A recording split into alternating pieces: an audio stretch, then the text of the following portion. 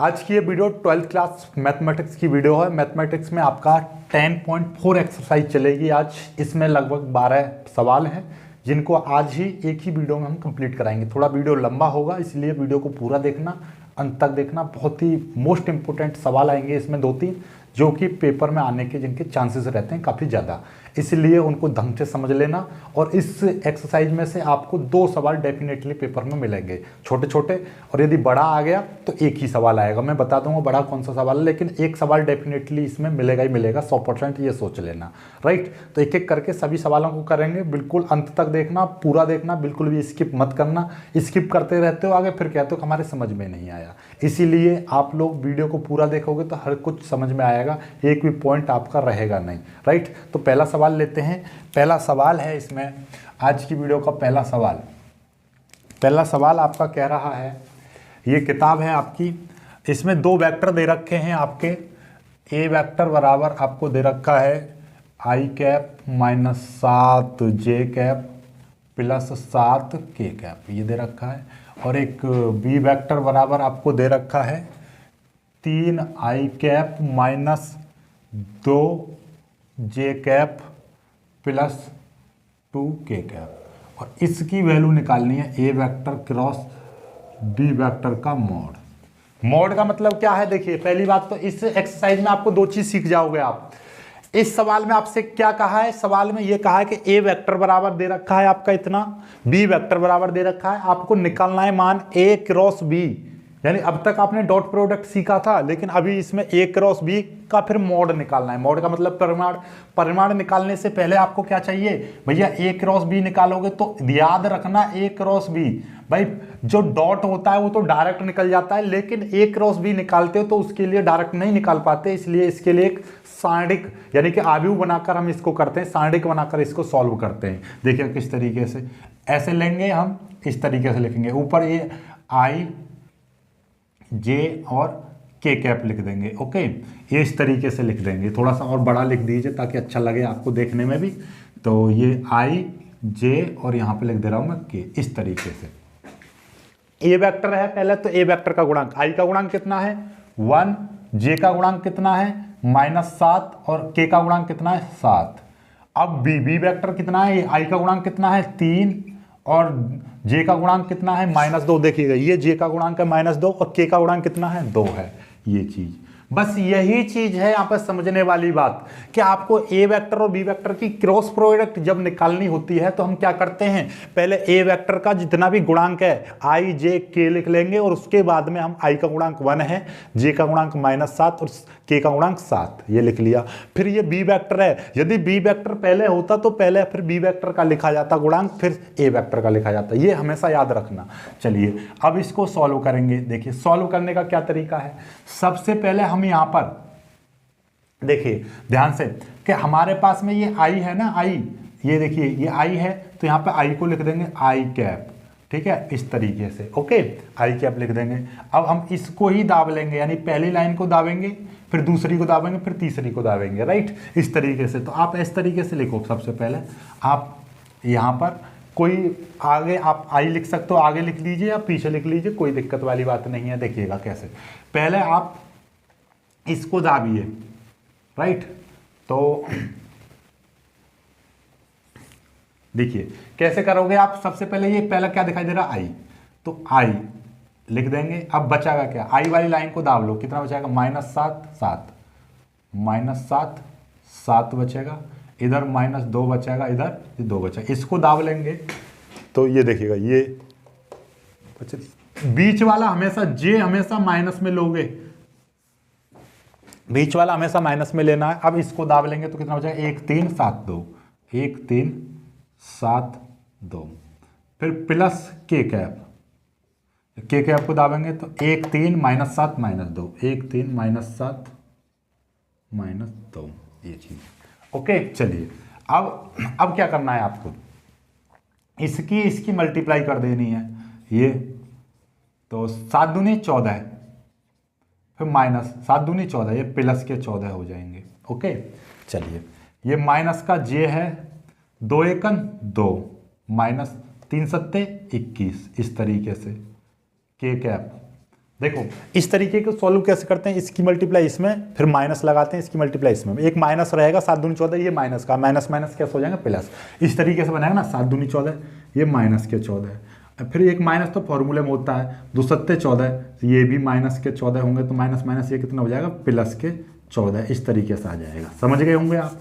ठीक है, चलिए इसकी मल्टीप्लाई इसमें करेंगे, 2 एकन 2, कैसा हो जाएगा माइनस का 2, एक माइनस 7 21, तो ये प्लस के 21, इस तरीके से आएगा प्लस के 21।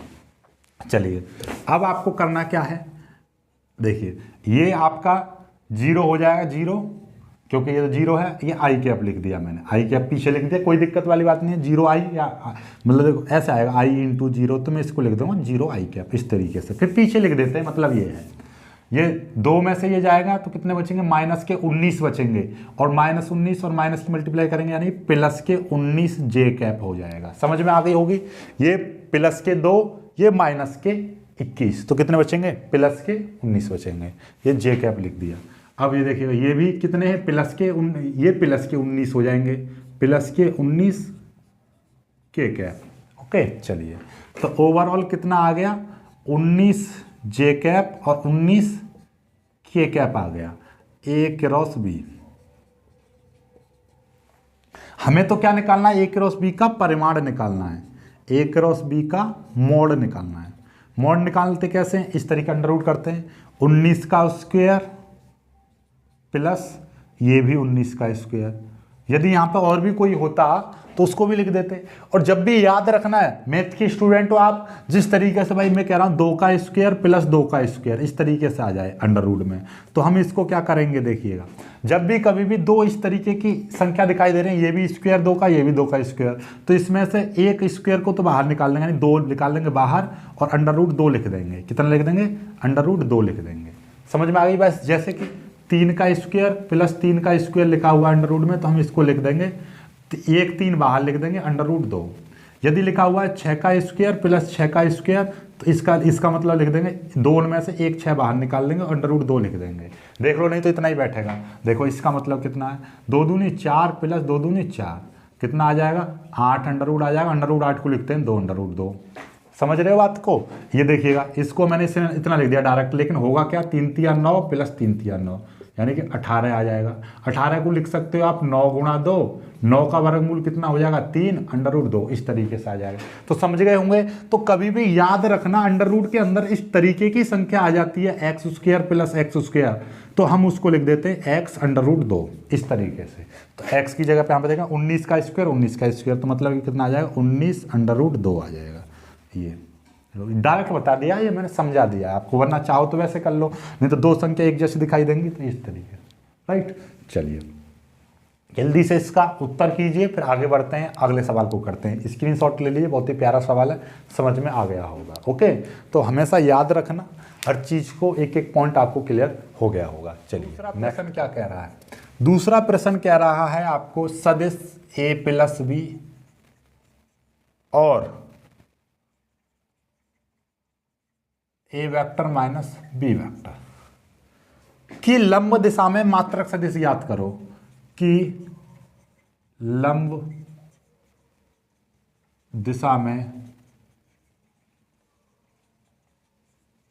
मात्रक सदिश निकालना है। और इसमें एक चीज और दे रखी है कि भैया ए वेक्टर बराबर आपको दे रखा है इसी सवाल में 3 आई कैप प्लस 2 जे कैप प्लस 2 के कैप, और बी वेक्टर बराबर आपको दे रखा है आई कैप प्लस 2 जे कैप माइनस 2 के कैप। बहुत ही प्यारा सवाल है। जिन बच्चों ने अभी तक यानी कि ये चीज़ नहीं सीखी है गुणा करनी, वो एक बार फिर से सीख जाएंगे। देखिएगा आपको सबसे पहले क्या निकालना है कि ए प्लस बी निकालो। पहले तो ए वेक्टर प्लस बी वेक्टर, इन दोनों को जोड़ देंगे तो 3 आई कैप प्लस 2 जे कैप प्लस 2 के कैप प्लस आई कैप प्लस जे कैप माइनस 2 के कैप। जब इसको जोड़ेंगे तो कितना हो जाएगा, देखिएगा ध्यान से, ये 2 के कैप है प्लस का, ये 2 के कैप माइनस का है, तो ये तो कट जाएगा और बचेगा क्या, अब 3 आई कैप और एक 4 आई कैप, 2 और 2 4 जे कैप ये आ जाएगा। ऐसे ही ए माइनस बी निकालो, ए वेक्टर माइनस बी वेक्टर निकालेंगे, ए वेक्टर माइनस बी वेक्टर, ए वेक्टर में से बी वेक्टर घटाएंगे, तो ये देखिए ये तो चिन्ह ज्यों का त्यों रहेगा, 3 आई कैप प्लस 2 जे कैप प्लस 2।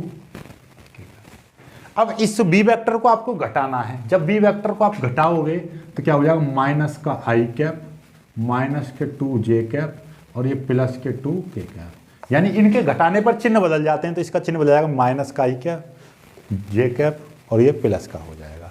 अब देखना जरा कितना आ जाएगा, ए वेक्टर माइनस बी वेक्टर बराबर आ कितना जाएगा, 3 आई में से 1 आई गए, कितना हो जाएगा 2 आई कैप बचेंगे, 2 जे में से 2 जे जाएंगे तो यानी कि जे से जे कट जाएगा, तो ये खत्म जे और के कितना हो जाएगा 4 के कैप, इस तरीके से।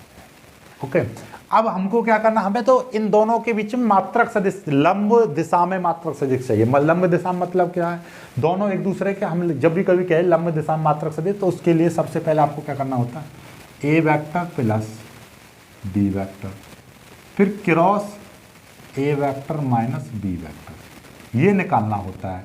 तो मतलब क्या है, इन दोनों के बीच की देखिएगा, एक यानी कि ये और एक ये 2 वेक्टर दिखाई दे रहे हैं, तो इनके बीच में क्रॉस प्रोडक्ट निकालनी है, कोई दिक्कत वाली बात नहीं है। कैसे, आई जे और के, इस तरीके से लिखते हो। चलिए, आई का गुणांक यहाँ पे कितना है, आई का गुणांक यहाँ पे है 4, जे का गुणांक कितना है 4, के है नहीं उधर तो 0, उधर के नहीं है ना तो इसलिए 0। यहाँ पर आई का गुणांक कितना है 2 है, जे है नहीं तो जे का जगह लगा देंगे 0, और के है कितना 4। चलिए, तो ये आपको A plus B cross A vector minus B vector बराबर। अब देखिएगा ध्यान से, ये आई कैप है, आई कैप यहाँ पे लिखेंगे तो बचेगा क्या, आई कैप वाली लाइन को छोड़ दो तो 4 0 0 4 4 0 0 4 इतना, बीच वाला हमेशा माइनस में लेते हैं, माइनस का जे, फिर क्या बचेगा आपका ये 4 2 0 4 4 2 0 4 इस तरीके से। अब ये के प्लस में लिया जाएगा तो कितना आ जाएगा, अब के वाई लाइन को यहाँ पे दबा लीजिए इस तरीके से, 4 2 4 0 4 2 4 0 ये चीज़ आ जाएगी। अब इसको सॉल्व करने कैसे करेंगे सॉल्व, आई कैप 4 चक 16 माइनस 0 0 को मल्टीप्लाई 0 में करेंगे 16, ये माइनस का जे है 4 चक 16 माइनस ये 0 प्लस के कैप, कैसे सॉल्व करोगे, 4 की मल्टीप्लाई 0 तो कितना हो जाएगा 0 माइनस 4 दूनी 8, इस तरीके से आ जाएगा। अब इसको सॉल्व करेंगे, 16 बचेगा तो मैं इसको लिख दे रहा हूँ 16 आई कैप, आई को पीछे लिख दिया, ये माइनस कितना 16 बचेगा और जे मैंने पीछे लिख दिया, कितना माइनस के 8 बचे और के मैंने पीछे लिख दिया, ये चीज़ आ गई आपकी। तो ये आपका निकल आया इतना, ए प्लस बी वेक्टर और cross A vector minus B vector, ठीक है। अब आपको क्या करना है, पहले इसका एक परिमाण भी निकालिए, हमें मात्रक सदिश चाहिए ना, इसका मात्रक सदिश निकालेंगे, तो मात्रक सदिश निकालने के लिए हमको किसका चाहिए, क्या परिमाण भी चाहिए, तो यहाँ पे लिखेंगे A vector plus B vector cross A vector minus B vector का परिमाण, इस तरीके से, यानी कि ये थोड़ा सा मैं ऐसे लिखूंगा जो आपको दिखाई दे जाए। कैसे निकलेगा परिमाण, देखिए दिखाई दे रहा है, ये 1 सेकंड में देख लेता हूँ। चलिए दिखाई दे रहा है, तो 16 का स्क्वायर कितना हो जाएगा, 16 का स्क्वायर 256 प्लस, देखो आपको ना समझ में आ रही तो कोई दिक्कत वाली बात नहीं है, आप ऐसे समझो, ये 16 का स्क्वायर प्लस ये माइनस 16 है इसका स्क्वायर प्लस और ये है माइनस का 8 इसका स्क्वायर, ये चीज़ आ जाएगी। तो जब हम इसको सॉल्व करेंगे तो कितना आ जाएगा, ना समझ में आए 16 गुणा 16 कर लीजिए, कैसे करेंगे, 6 6 36 का 6 हासिल 3, 6 1 6 और 3 9, फिर 1 की मल्टीप्लाई करेंगे 16, कितना आ जाएगा 6 9 और 6 कितना हो जाएगा 15 का 5 हासिल 1 1 और 1 2, कितना आ गया 256, जो अभी मैंने बताया था, प्लस 16 का स्क्वायर ये भी 256 प्लस 8 का स्क्वायर कितना हो जाएगा 2 64, ये चीज़, तो 256 और 256 और 64, कितना आ जाएगा 6 दूनी 12 और 12 और 4 कितना हो जाएगा 16, हासिल 1, 5 दूनी 10, 6 16 1 17, हासिल 1, 2 दूनी 4 और 1 5, 576 आ जाएगा। 576 किसी का वर्गमूल होता है क्या? अंडर रूट 576 आ गया। 576 ना समझ में आ रही है, कोई दिक्कत वाली बात नहीं, आप तो वर्गमूल करने आते होंगे। अब आपको ये चीज़ नहीं समझ में आ रही है कि 576 किसका वर्गमूल होता है, यानी 576 का वर्गमूल क्या होता है, ये नहीं पता चल रहा है। तो क्या करोगे आप? सिंपल तरीके से आपको इसको सॉल्व कर लेना है। कैसे सॉल्व करेंगे? यहाँ पे लिखेंगे 576। हालांकि ये 24 का वर्गमूल होता है, इतना तो तुम्हें याद होनी चाहिए कि 30 तक वर्गमूल, 30 तक के स्क्वायर और उनका वर्गमूल, ठीक है। लेकिन ना समझ में आए तो फिर कैसे करना है, देखिएगा। यहाँ से जोड़े बना लो, 5 है तो यहाँ पे लेंगे 2, 2 दूनी 4, उतने का ही पढ़ेंगे, 2 दूनी 4। वर्ग में क्या करते हैं? उतने का ही मल्टीप्लाई करते हैं। 5 में से 2 जाएंगे तो 1 बचेगा, उतार लेंगे। यहाँ पे भाग में आपका 1 अंक उतरता है, लेकिन वर्गमूल में 2 अंक उतरेंगे, ठीक है। इसका कर देंगे डबल, 2 का डबल हो जाएगा 4, ठीक है। अब यहाँ पर 6 लेकर आना, 6 किस किस के पीछे आता है? 2 दूनी 4, 3 दूनी 6, 4 छक 16, 4 के पीछे आ जाता है। यहाँ पर करेंगे 4, तो 4 की ही मल्टीप्लाई करके देखो जरा, 4 छक 16 और 4 छक 16 और 1 17, यानी 4, कितना आ गया 24। ये काम खत्म। तो इसका वर्गमूल कितना आ गया? ये 24 आ गया। कितना आ गया? 24, राइट। चलिए, तो अब हमें तो ये चीज़, हमें क्या निकालना था? मात्रक सदिश निकालना था। तो यहाँ पे लिख दोगे आप इतने में कि मात्रक सदिश,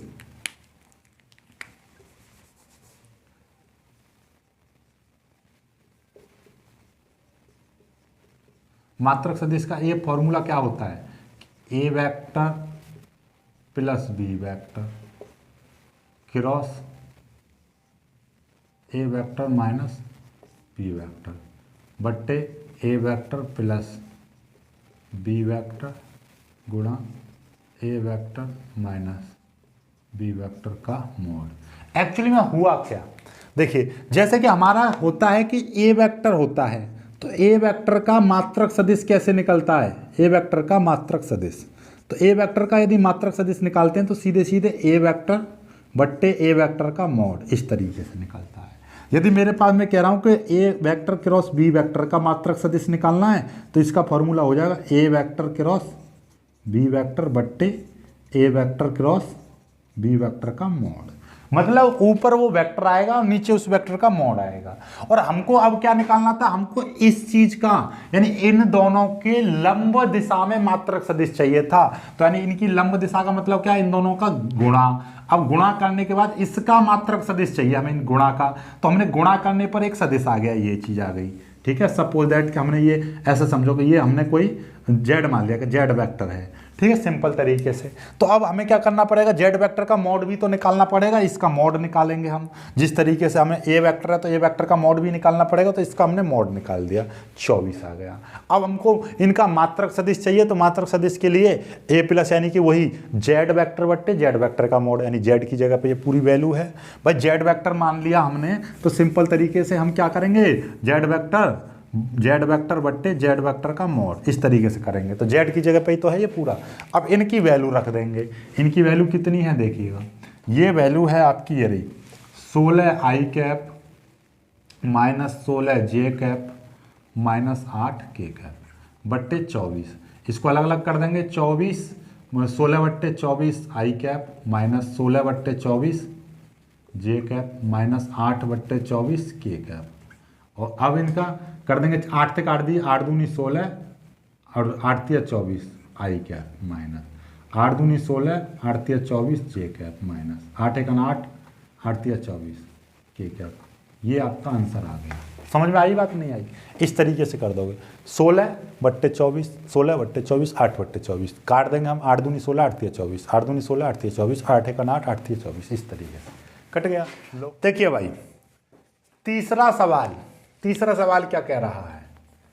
तीसरा सवाल कह रहा है कि यदि एक मात्रक सदिश ए वेक्टर, यानी कि ए कोई मात्रक सदिश है और इस ये ए वेक्टर आई के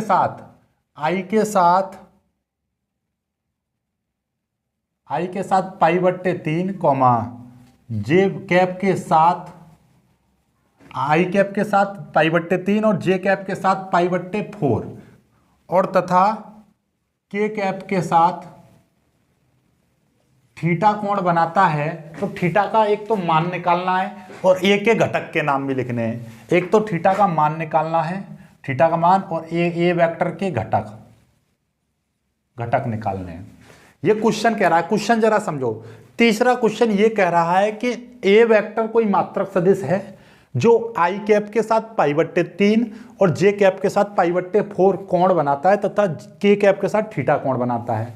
तो आपको एक तो थीटा का मान बताना है कि थीटा की वैल्यू कितनी है, और साथ में ए वेक्टर के घटक बताने हैं। ओके, तो ये हमने पिछली बार जब हमने 10.1 एक्सरसाइज कराई थी तो हमने बताया थे कि आई के साथ जो कोण बनता है उसको हम अल्फा कहते हैं। आई के साथ बना जो कोण है, तो इसमें दिया है, सवाल में दिया ये है कि अल्फा बराबर दे रखा है π/3, और जो जे के साथ में कोण बनता है उसको हम बीटा कहते हैं, बीटा दे रखा है π/4, और जो सी के साथ में जो कोण रहता है उसको हम गामा कहते हैं, और गामा दे रखा है थीटा, राइट।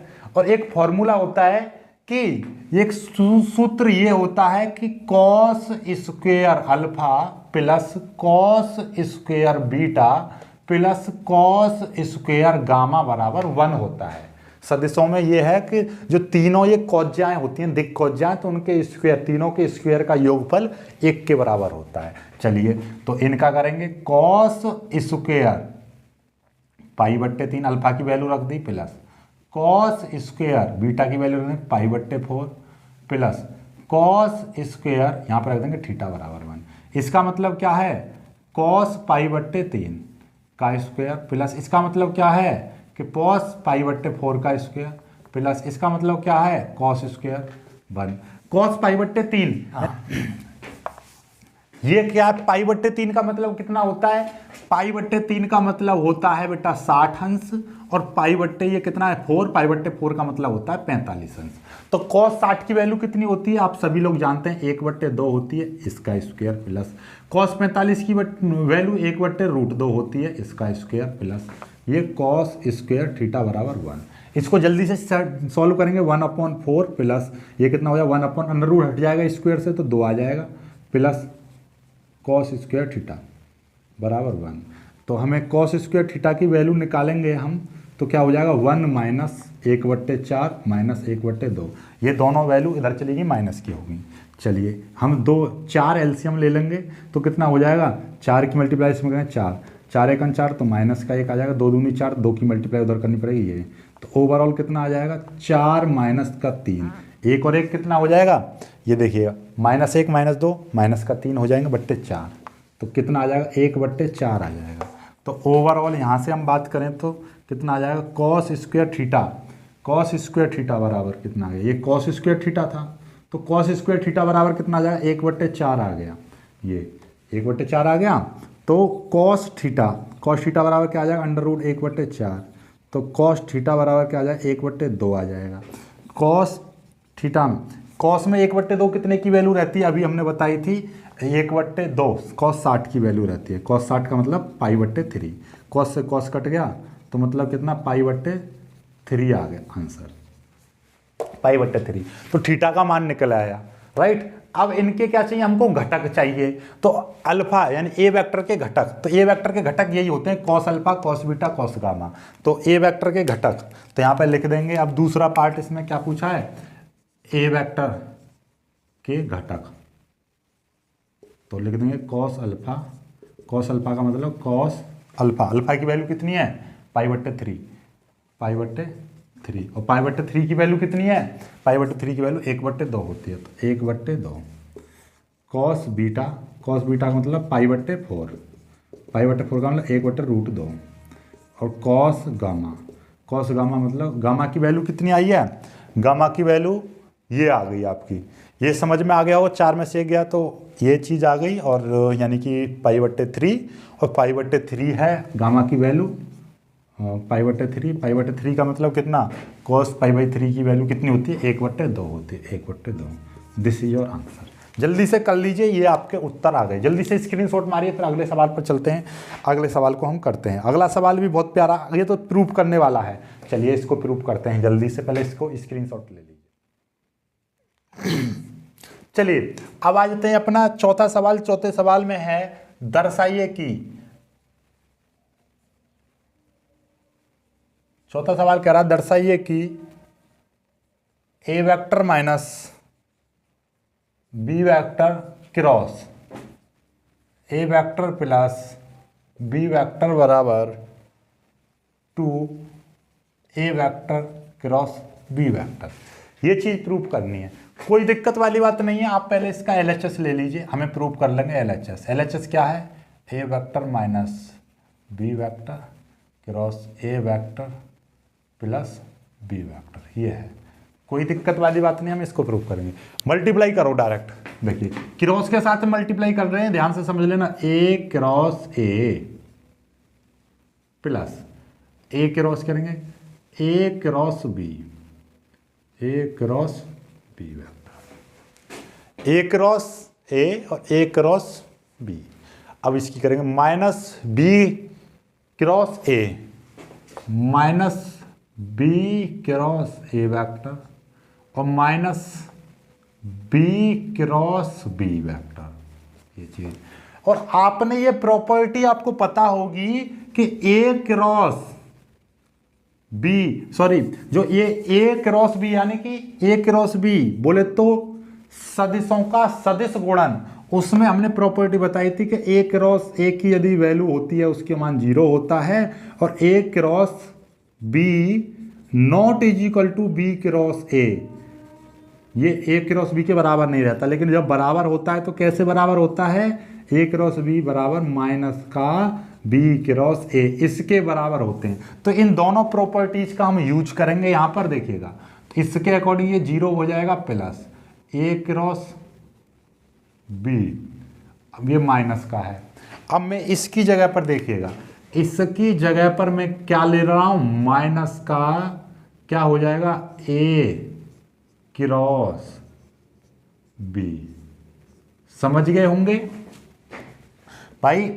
ए क्रॉस बी बराबर होता है माइनस का। यदि हम इसका चिन्ह बदलते हैं, कुल मिला के बात ये ए क्रॉस बी लिखा हुआ है, तो यदि मैं इसको पीछे लेकर आऊंगा तो एक माइनस का आ जाएगा। कुल मिला के बात ये है, ठीक है। यदि मैं यहाँ पे लिख रहा है बी क्रॉस ए लिखा हुआ है इस तरीके से, अब मैं ए को आगे लेकर आऊंगा, ए क्रॉस बी बनाऊंगा इसको, तो यहाँ पर क्या आ जाएगा? एक बाहर माइनस आ जाएगा, यानी चिन्ह को यानी स्थान बदलने पर एक माइनस आ जाता है। ओवरऑल बात ये है। तो मैंने क्या किया है, क्योंकि हमको तो ए क्रॉस बी चाहिए, ए क्रॉस बी है, तो इसको भी आगे लेके आऊंगा तो एक चिन्ह बदल जाएगा, माइनस माइनस ये हो जाएगा, और ये वैल्यू कितनी आ जाएगी? ये वैल्यू आपकी 0 हो जाएगी, क्योंकि बी क्रॉस बी 0, एक जैसे वेक्टरों की क्रॉस प्रोडक्ट कितनी होती है? 0 होती है। तो ये कितना आ जाएगा? A cross B vector minus minus कैसा हो जाएगा? प्लस, ये है ए क्रॉस बी वेक्टर, कितना हो जाएगा? ये दोनों एक जैसे हैं तो ये जुड़ जाएंगे, तो 2 A vector cross B vector, इस तरीके से आ जाएगा। यही आपका क्या है? RHS है, देख लो, नहीं तो ऊपर हो गया प्रूव्ड। समझ में आई बात? तो ओवरऑल बात यह है कि इसमें कौन कौन सी प्रॉपर्टी आप लिखना चाहो तो यहाँ पर साइड में लिख सकते हो। चूंकि ए वेक्टर क्रॉस ए वेक्टर की जो वैल्यू होती है वो 0 होती है, और चूंकि बी क्रॉस ए वेक्टर बराबर कितना हो जाएगा? माइनस का ए वेक्टर क्रॉस बी वेक्टर होता है। ये वाली प्रॉपर्टी हमने यूज करी है यहाँ पर, सदिशों की गुणन की प्रॉपर्टी, यानी सदिश गुणन की प्रॉपर्टी मैंने बताई थी ना, क्रॉस प्रोडक्ट और डॉट प्रोडक्ट की कुछ प्रॉपर्टीज होती हैं, तो वहाँ पे मैंने कल बताया तो था। ठीक है, चलिए जल्दी से इसको कर लीजिए, फिर अगले 5वें सवाल को करते हैं। जल्दी से कर लीजिए, इसको स्क्रीनशॉट लीजिए, फिर आगे बढ़ते हैं। अब आते हैं अपने 5वें सवाल पर। 5वां सवाल क्या कह रहा है? लैम्डा और म्यू ज्ञात करो यदि ये वेक्टर इंटू ये वेक्टर बराबर 0, यानी कि ये 2i cap plus 6j cap plus 27k cap cross i cap lambda j cap plus lambda k cap is equal to 0। यदि इनका मान 0 है तो आपको क्या करना है? ए लैम्डा और म्यू का मान ज्ञात करना है। बहुत ही प्यारा सवाल है, इसको सॉल्व करते हैं, देखिए कैसे करेंगे सॉल्व। बहुत ही प्यारा सा सवाल है, देखिएगा। अभी आपने क्या सीखा था कि जब क्रॉस प्रोडक्ट करते हैं तो हम कैसे करते हैं? डायरेक्ट तो नहीं करते हैं, क्रॉस प्रोडक्ट को कैसे करते हैं भाई? इस तरीके से करते हैं कि पहले हम बनाते हैं आई कैप जे कैप और के कैप। इधर का तो 0 है, तो इस वाले पक्ष का आई का गुणांक कितना है? 2 है, इधर 6 है, इधर 27 है। इधर आई का गुणांक 1 है, इधर जे का गुणांक लैम्डा है, इधर के का गुणांक म्यू है। ओके, चलिए अब वही रूल क्या था कि आई को पहले लेते हैं और यहाँ पर आई को लेंगे, उसके बाद में आई को दाबेंगे 6 लैम्डा 27 और ये म्यू, इस तरीके 4 मत समझ लेना इसको, माइनस का बीच वाला जो होता है उसको हम जे लेते हैं और जे को जब दाब लेंगे हम तो कितना 2 1 27 म्यू इस तरीके से, और ये के कैप को दाब लेंगे तो 2 1 6 लैम्डा 2 1 6 लैम्डा बराबर 0 है उधर। बात समझ में आ गई होगी। यानी कि आई लिया तो आई वाली लाइन को दाब लेंगे तो 6 लैम्डा 27 म्यू, फिर इसको दाब लेंगे, जे हमेशा माइनस में ले जाता है, ये दाब लेंगे 2 1 27 म्यू, और जब इसको दाब लेंगे तो 2 1 6 लैम्डा, ये चीज़ आ गई। ओके, चलिए तो ये आई कैप, इसकी मल्टीप्लाई करेंगे 6 mu minus 27 lambda. Okay, minus का जे है 2 म्यू माइनस का 27, ओके, प्लस के है, और ये कितना आ जाएगा 2 लैम्डा माइनस 6 बराबर 0। ठीक है, ये चीज़ आ जाएगी। अब आपको दिखाई दे रहा होगा, ध्यान से देखिएगा, ये इस तरीके से लिख दे रहा हूँ मैं, उधर बराबर लगा हुआ है तो देखिए आपको ये आई कैप है। अब तुलना कर दो, तुलना करने पर, यहां से बाद में क्या लिखे हुए आप, तुलना करने पर, ऐसे सवालों में क्या कर देते हैं हम, तुलना कर देते हैं। तुलना कैसे करेंगे देखिएगा, यहां पे म्यू दिखाई दे रहा है तो यहां पे जे कैप की तुलना कर दो। जे कैप की तुलना करेंगे तो यहां पे देखिएगा जे के गुणांकों की, यहां पे लिख देंगे जे कैप के गुणांकों की तुलना करने पर, यहां पर जे कैप का कितना गुणांक है, माइनस, और जे को छोड़कर बाकी सारा जे कैप का गुणांक है। इधर जे है ही नहीं, इधर 0 है तो इधर 0 मान लेंगे, माइनस 0 में चला जाएगा, 2 म्यू माइनस 27 बराबर 0, तो 2 म्यू बराबर 27 आ जाएगा। तो म्यू की वैल्यू कितनी आ जाएगी, 27/2, 27/2 आ जाएगी। पहली बात समझ में आ गई। ऐसे ही अब के कर दो के कैप के गुणांकों की तुलना करने पर, के कैप का यहां पर गुणांक है, के को छोड़ के सारा गुणांक है, 2 लैम्डा माइनस 6 बराबर 0, 2 लैम्डा बराबर 6, तो लैम्डा बराबर कितना आ जाएगा, 6/2, 2 नीचे चला जाएगा, 2 से 1 कट जाएगा, तो लैम्डा बराबर कितना, 3। ये समझ में आया। देखो यहां पर जे का गुणांक कितना है, इधर जे है नहीं, दोनों पक्षों में बराबर तुलना करनी कि भाई जे के साथ इधर कितना है, इतना है, इधर जे के साथ कितना है, कुछ नहीं है, 0, तो दोनों को बराबर कर दिया। भाई दोनों पक्ष बराबर हैं, बराबर का मतलब उधर भी बराबर है, तो मतलब भाई सवाल यही तो चीज़ कह रही है। सवाल को जरा सोचो, भाई ये चीज़ बराबर है तो वो चीज़ बराबर है, तो मैं बराबर रख सकता हूँ ना। भाई कोई चीज़ ये कह रहा है मैथ के ये बराबर 0 के है, तो मतलब क्या है कि इनकी तुलना कर दी, कोई ये चीज़ भी 0 के बराबर, ये चीज़ भी 0 के बराबर, इस तरीके से, क्योंकि इधर जे है उधर जे नहीं है, तो उधर जे का मान 0, इधर जे का मान इतना, इस तरीके से। तो ये आ गया 27/2 और लैम्डा बराबर 3, तो ये दोनों वैल्यू निकल आएंगे, यही चीज़ आपसे पूछी थी। ओके, तो इस तरीके के सवालों को इस तरीके से कर लेते हैं। चलिए आगे बढ़ते हैं, अगले सवाल को करते हैं।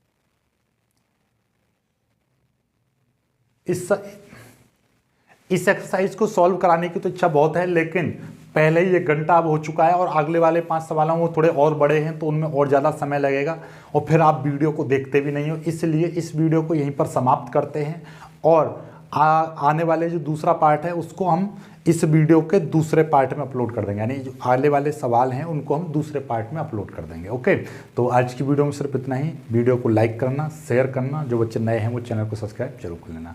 मिलते हैं